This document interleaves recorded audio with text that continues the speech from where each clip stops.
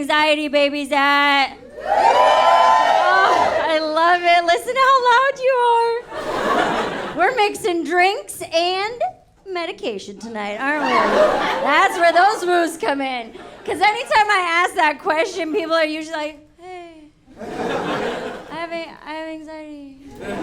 Not here, not LA. You guys are like, I'm a professional. I'm 8 White Claws and 2 Xanax in, babe. Let's go. I have anxiety. I have a very specific form of anxiety. I have what is called panic disorder, which means that I don't have generalized anxiety, but I will go from having a completely normal day to a full-blown I'm gonna die panic attack in like less than 30 seconds, right? The best way I can describe it, it's like I have 2 halves of my brain, okay? I have the anxiety half of my brain, and then I have the logical half of my brain, all right?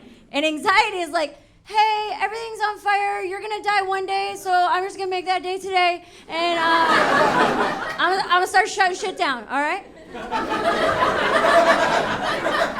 And logic tries to talk it down, okay? Logic tries, but for whatever reason, logic has like Amber Heard's lawyer. Logic's out here objecting to its own statements.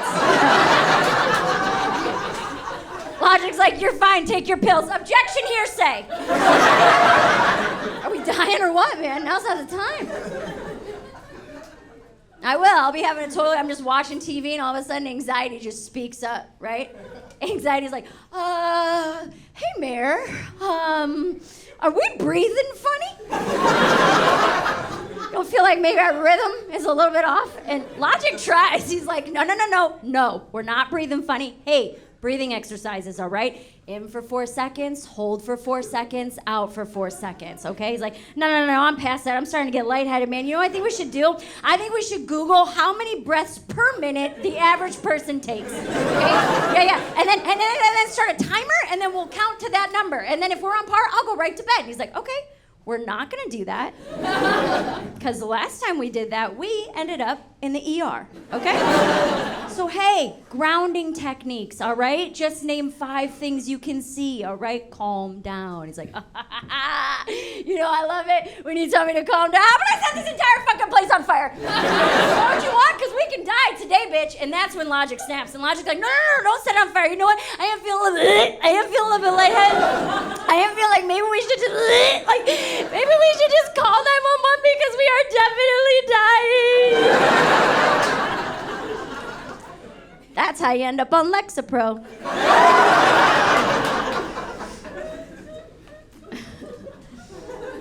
I did that joke in West Virginia recently and no one laughed. Which I call bullshit, to be honest with you. I am in West Virginia. The sheer amount of Mountain Dew consumed in that state. You got 4 teeth in your whole head. You tell me you've never had a shaky chest? I don't buy it.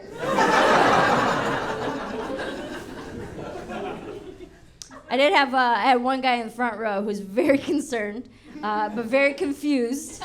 And he looked at me and he just goes, "Are they your sponsor?" I was like, "Are you asking if I'm legally obligated to mention Lexapro in my stand-up set?" Like, no, but what a life goal. Oh my God. I feel like as a stand-up comedian, I should be the face of an anti-anxiety, antidepressant medication. Like, that would be perfect. It could just be like me, kind of off stage, sad, you know, just like, you know, as a comedian, life isn't always funny.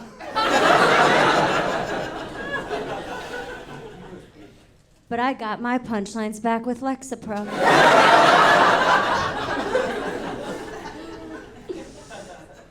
Nah, dude, my parents fucked me up. That's why I'm all weird about having emotions. I wasn't allowed to have emotions. You kidding me? Like, I especially wasn't allowed to cry. My dad said the same thing to me that I'm sure your dad said to you. If you don't stop crying, I'm gonna give you something to cry about. That right there, that right there, my friends, is called generational trauma, okay? If you've ever said, "I don't need therapy," and then you completed that sentence, you need therapy. Right? My My dad was the worst. I remember the one time I was crying and crying and crying, and I couldn't stop crying, and he just snapped on me. He just goes, "Hey, quit crying. Crying is gay."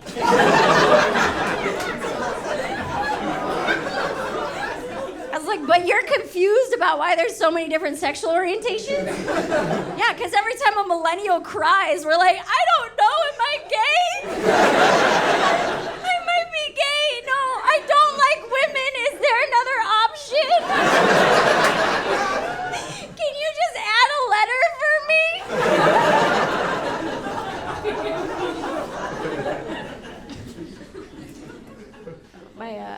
My dad actually passed away 2 years ago. He did. And I'm going to talk about it, so I just want to let you guys know two things. Number one, everything I'm about to say is 100% true.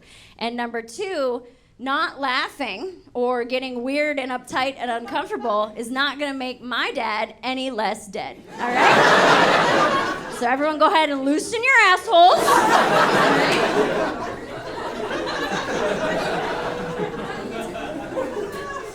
I'll say this, I think that having a parent die has got to be the fastest way to figure out which of your friends cannot cook. Right? So my friends are bringing me like lasagnas and shit, and they're like, oh my God, cooking should be the last thing on your mind right now. And I'd taste it and be like, was it the last thing on yours? How'd you fuck up noodles? Wild, dude. We actually, we found out that my dad had another kid, which is crazy, right? You always hear about that happening. You're like, we're not that trashy. It happens, and you're like, God damn it, dude.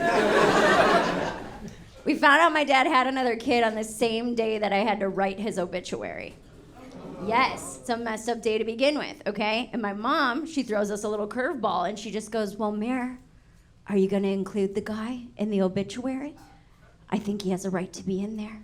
I was like, Mom, this is supposed to be like a loving, heartfelt. What would I just be like, Anthony Santora Sr. was survived in life by his children, Anthony Jr., Mary Lynn, and Carl? He seems nice, we just met him. We're not really sure, you know? And it's funny because they say hindsight's 20/20. So now looking back on that situation from childhood, it makes so much more sense. Because I thought we were watching shows like Maury and Jerry Springer just because we were poor and didn't have cable. Turns out, Dad was just showing us game tape.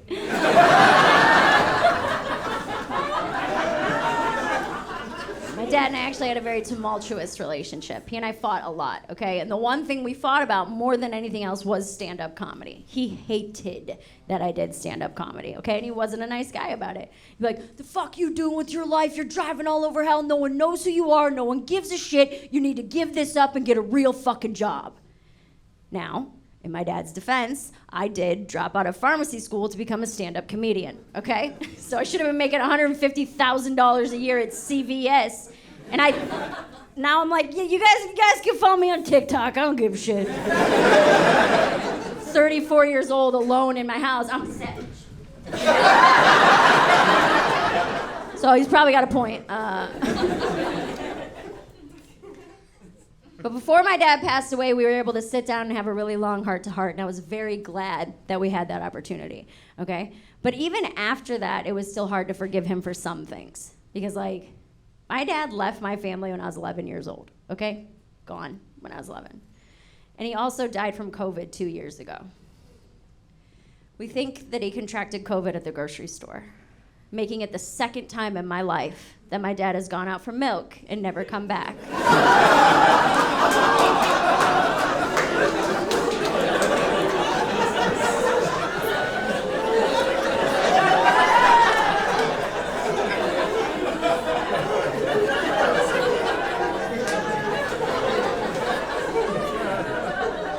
I'm pretty sure it's why I'm lactose intolerant, to be honest.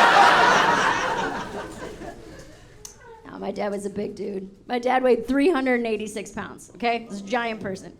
When we had that heart-to-heart, he told me he wanted to lose some weight. So I was like, hell yeah, dude, let's do it. Let's work out together. And he was doing great. At the beginning of it, he fit into like a 6X. And by the end of it, he finished like a 4-inch urn.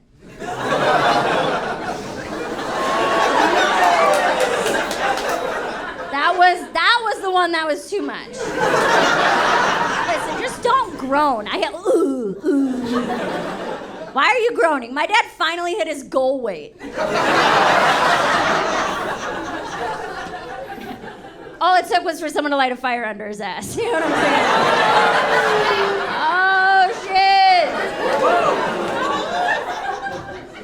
He finally got that smoking hot body he always wanted. You haven't laughed once. My father was cremated. Do you understand?